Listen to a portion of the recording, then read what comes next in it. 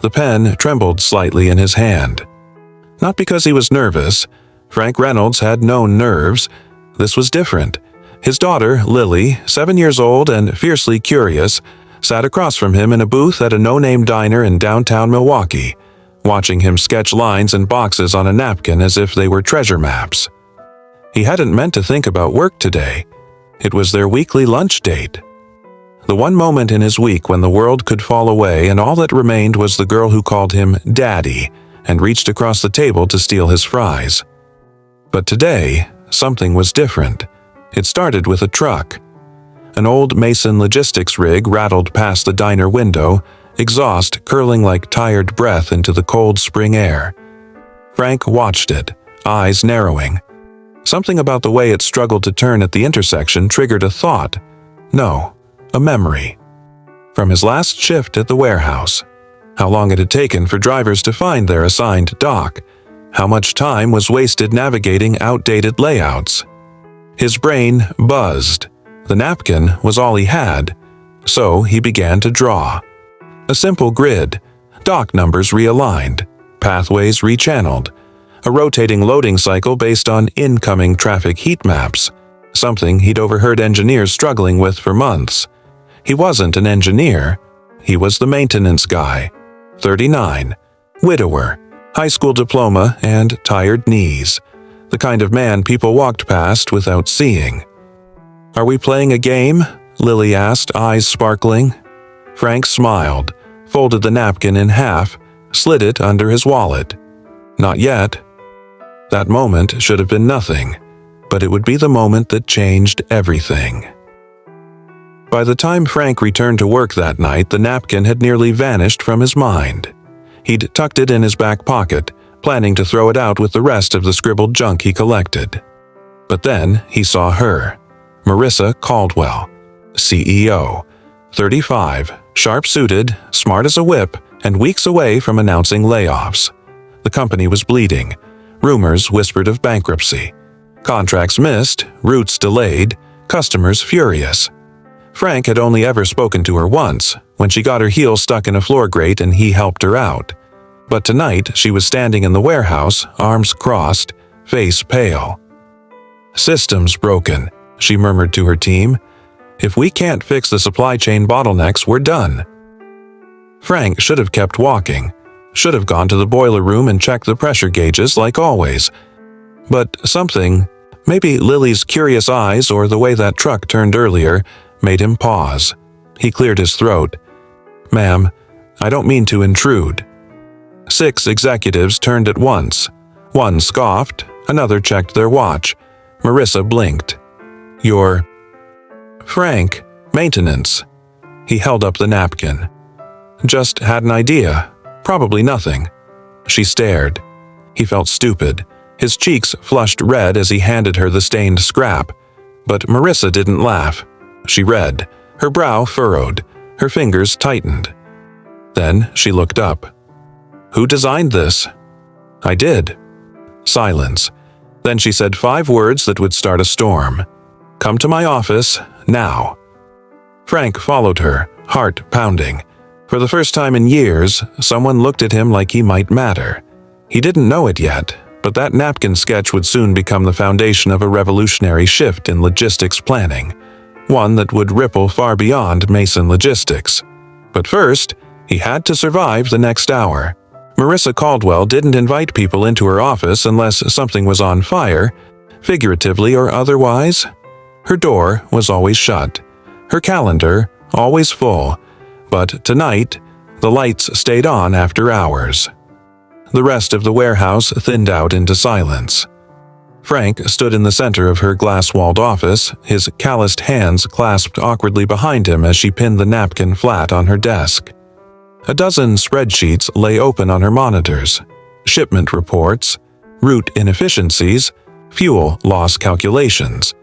But her eyes were locked on the napkin. He half expected her to laugh, or tell him she appreciated the enthusiasm before handing him back the scrap like a kindergarten drawing. But she didn't. "This rotation system," she muttered, tracing a finger across his hand-sketched looped layout. You've staggered it to avoid warehouse congestion by weight class? Frank cleared his throat. Yeah, the heavier rigs would anchor first. Then the smaller vans fill the gaps based on a 3-point dock algorithm. You built that algorithm in your head? He shrugged. Not exactly built, just thought through it. Marissa leaned back, folding her arms. She studied him now, not the napkin. As if trying to square the man she'd only ever seen with a wrench and toolbox with someone casually fixing a multi-million-dollar logistics problem on a diner napkin. Why haven't you ever said anything before? She asked. Frank shifted. No one ever asked? Those words hung in the air. Heavy. True. Marissa's assistant, Brianna, popped in moments later holding a tablet with real-time dock analytics. You asked for bottleneck overlays? She asked, then caught sight of Frank. Her voice faltered. Is this a good time? Marissa waved her in. Compare this overlay to his layout. Brianna blinked. His? Marissa handed over the napkin. Trust me. A beat passed. Then Brianna's eyes widened. Wait a second. This solves the dual dock crossover congestion. We've been losing 18% average offload speed just on crossover interference. Frank quietly sank into the corner chair. He didn't want praise, just maybe to be heard. But now that people were listening, it made him feel exposed. Raw. Marissa turned back to him. Do you have any more of these ideas? Notes? Drawings? Frank hesitated. Only in my head. Then I want them out of your head and into mine. Tomorrow you'll meet with our route analysts. They'll document everything. Frank blinked. I'm just the maintenance guy. Marissa's tone softened. Not anymore. Later that night, Frank sat alone in his rusted pickup truck. Rain tapped gently against the windshield. He gripped the steering wheel, staring straight ahead. He didn't know what just happened, or what it meant.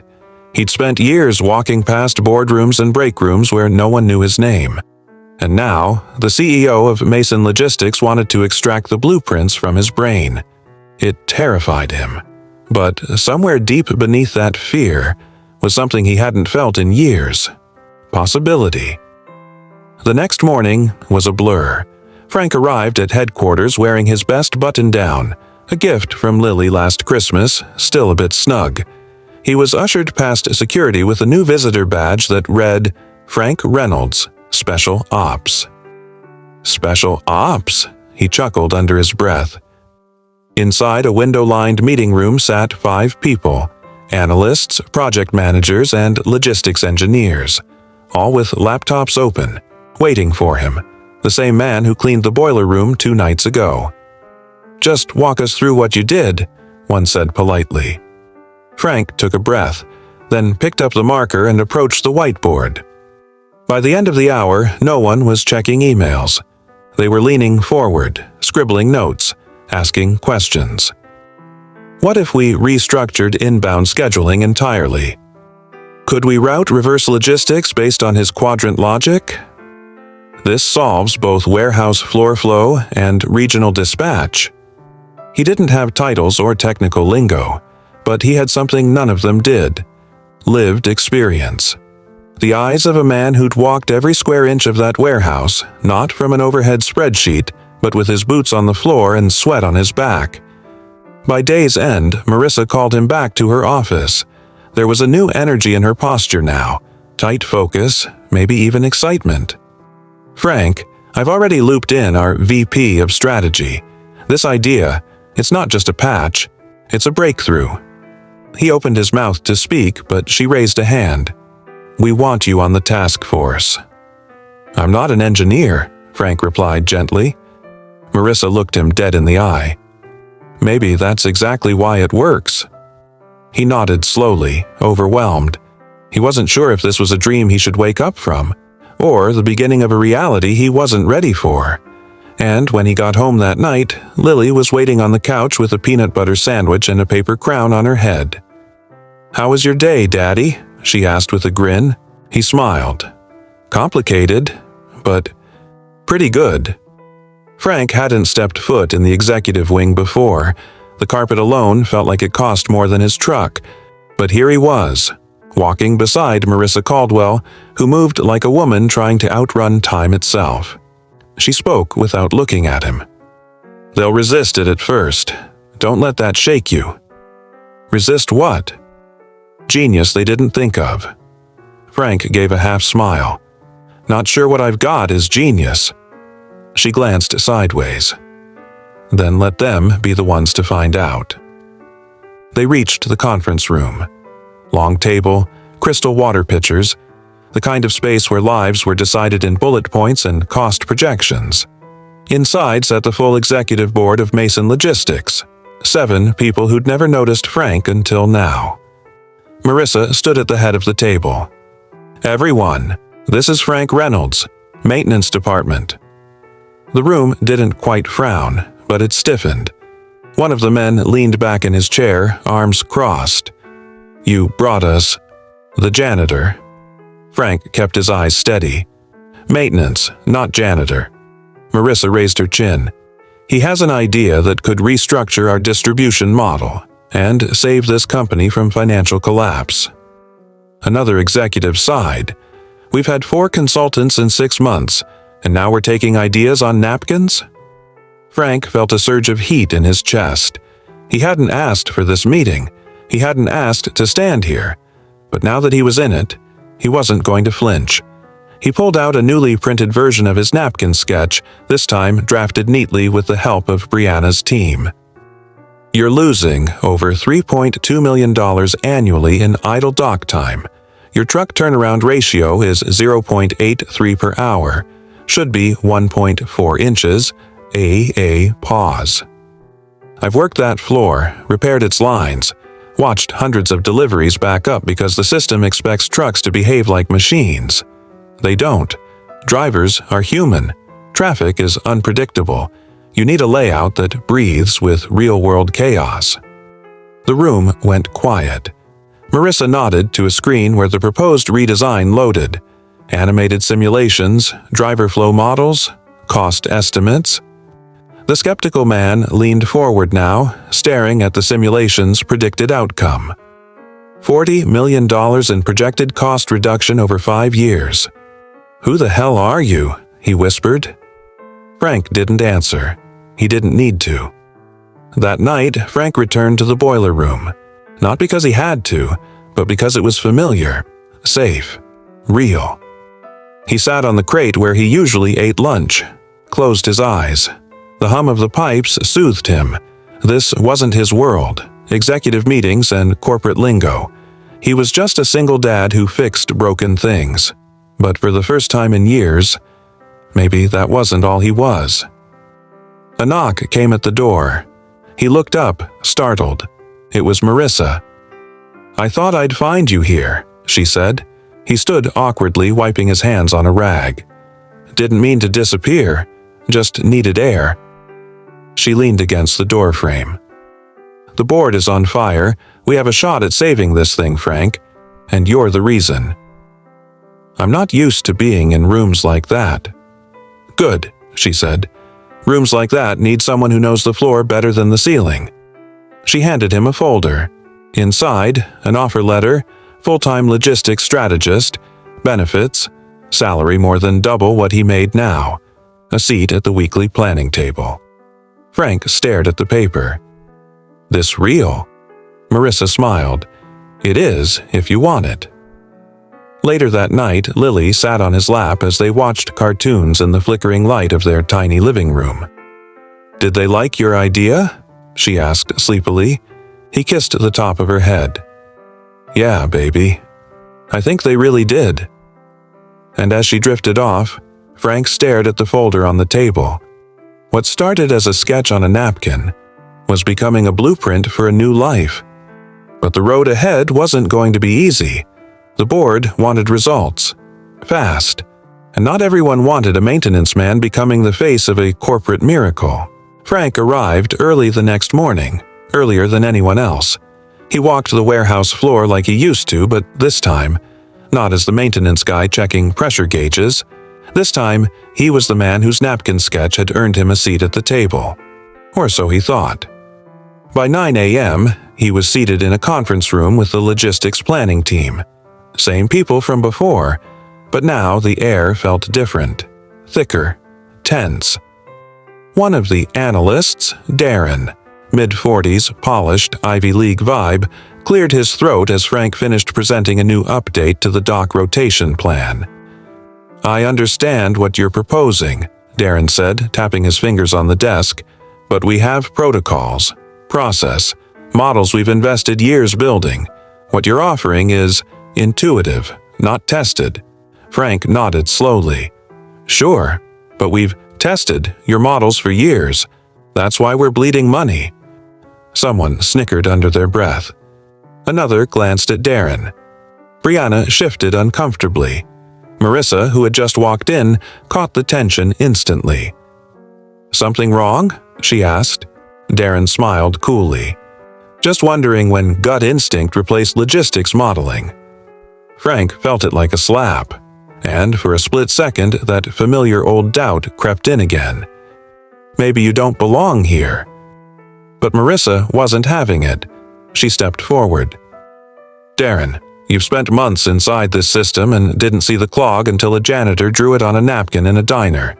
Let's not pretend academic pride outranks common sense." Frank looked down. "Maintenance," he murmured. She turned to him. "Not anymore." But the pushback didn't end there. By midweek, rumors began to swirl. That Frank was a pet project. That Marissa was desperate enough to gamble on blue-collar brilliance. That if it failed, he'd vanish as quickly as he appeared. And Frank felt it. In the sideways glances. In meetings where his suggestions were reworded and claimed by others. In how they nodded politely. Then disregarded him the moment he stepped out. He stayed late that Thursday, alone in the warehouse. Walking the loading docks again. This was where his mind worked best, not under fluorescent lighting and meeting agendas, but out here, where trucks backed up, tires hissed, and real people worked.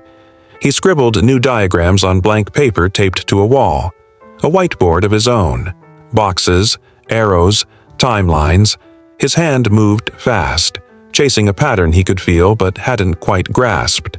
Behind him, he didn't hear Marissa approach. "You always work like this?" He turned.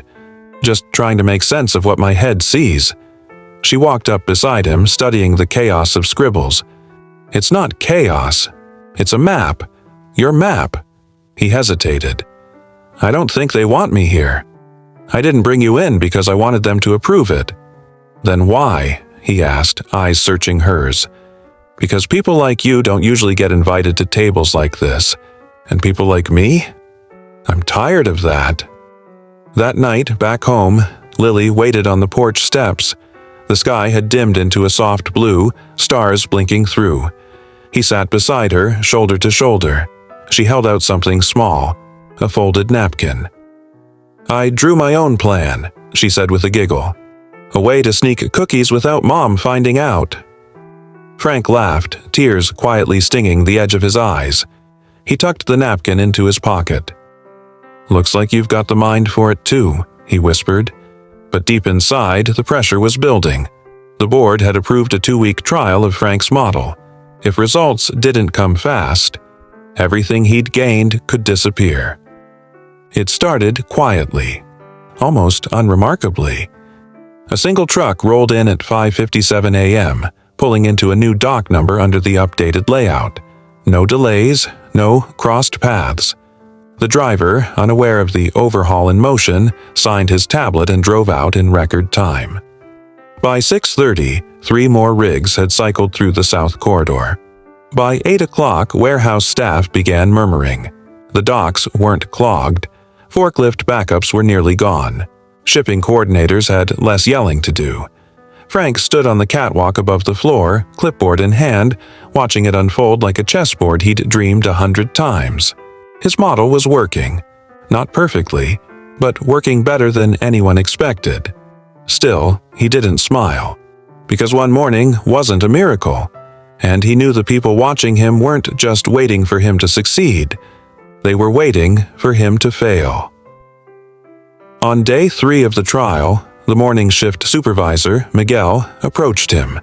Miguel had been with Mason Logistics for 16 years, ran his team tight, and had barely spoken a word to Frank outside of routine maintenance calls.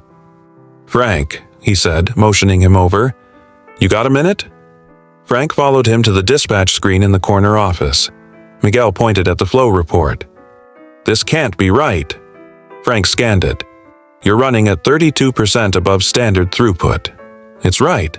Miguel leaned in. "We haven't hit numbers like that since 2012. Then something changed in his voice.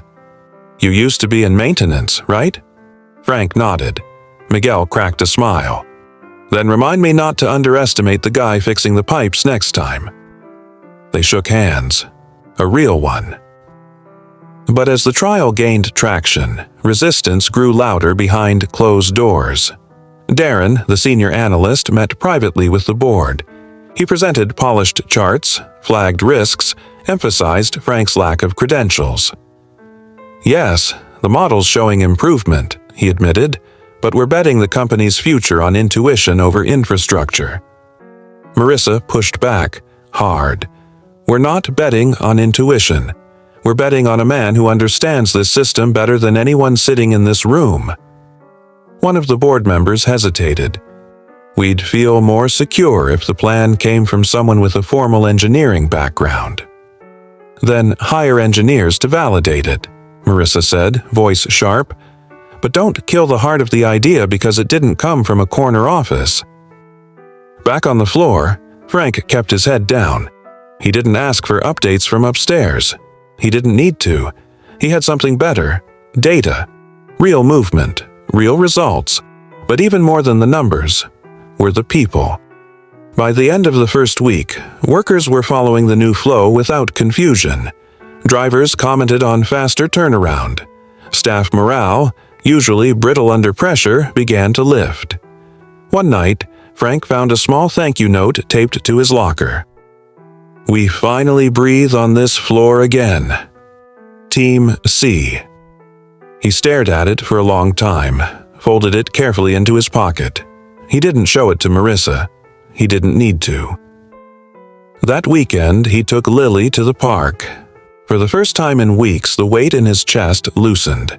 She climbed the jungle gym in her sneakers, hair flying, laughing as the wind pushed the clouds above them. Frank sat on the bench, watching her. He didn't care if the board approved or not. What mattered was this quiet moment, the feeling of being enough, of not being invisible anymore. But as he sat there, his phone buzzed. A single-line message from Marissa. "Emergency board meeting. Monday morning. Prepare for pushback." Frank closed his eyes. The trial had worked, but not everyone wanted it to, and not everyone wanted him to be the one who saved the company. The boardroom felt colder than usual. Frank sat at the far end of the table next to Marissa, her expression unreadable. Across from them, the entire executive board, flanked by consultants in sleek suits with tablets and polished shoes. And at the center, Darren, armed with graphs, bullet points, and barely hidden contempt. "Let's be clear," Darren began. "The pilot results are promising, but we must be cautious. This system was designed by someone with no formal background. We've built this company on strategy, not instinct." He paused for effect. "Are we willing to hand over the future of Mason Logistics to a napkin sketch?" The room stirred. Frank said nothing. He didn't move. He'd rehearsed his defense all weekend, rewritten it in his head 100 times. But now, hearing his work reduced to a sketch, something inside him shifted. He stood. "No," he said calmly. "You're not handing it over to a napkin. You're betting on someone who's walked every inch of that warehouse, who's worked graveyard shifts while you were home, who's patched up broken lines, rerouted jammed docks, and watched for years while good people got blamed for a broken system." Silence. He stepped forward, hands firm on the edge of the table. "I didn't come here to impress anyone. I came because something wasn't working. and I thought maybe I could help fix it. You don't have to choose me, but don't pretend this wasn't working just because it didn't come from a board-approved voice." Marissa looked at the board. Numbers don't lie. We've gained $180,000 in saved hours already. You want projections? Here's your proof, on the floor, in the trucks, in the people. One of the older board members, Ms. Langston, finally spoke. "I spent 30 years in supply chain," she said, "and I've seen dozens of consultants walk through these doors with theories. But it's been a long time since someone listened to the floor." She turned to Frank. "You did that, and that means something." She nodded once. "Let's expand the model." Frank didn't breathe. Not until the vote came through. 6-1. Approved. It was done. He'd done it. The weeks that followed were surreal. Frank was no longer just maintenance. He was now a lead logistics strategist, working alongside people who used to walk past him. His name was on the new internal training protocol. Drivers began referring to the dock rotation as Reynolds Flow. But the moment that meant the most wasn't a title or a paycheck. It came quietly on a Thursday morning as he dropped Lily off at school. She turned before heading inside, holding her sketchbook. "Did your idea win?" Frank smiled. "Yeah, kiddo, it did." She beamed. "I knew it would." A month later, Mason Logistics hosted a company town hall. Hundreds of employees gathered in the warehouse-turned-auditorium. The new system was being expanded to all 10 regional hubs. And at the front, under a simple spotlight, stood Frank. Marissa introduced him, not as an employee but as a visionary. He didn't give a flashy speech. He didn't talk about numbers.